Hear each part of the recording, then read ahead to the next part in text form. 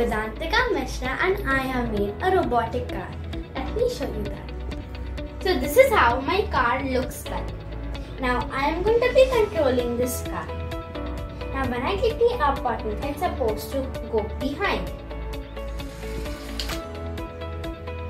And when I click the down button, it will go in front. When I click the left button, it will start moving towards the left.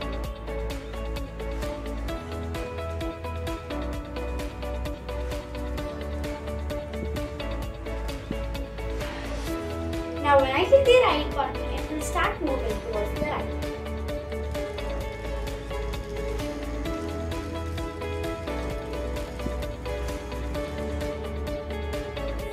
So this is how my car was like. Now I was controlling this car through this app. Thank you Maker Zania for teaching me.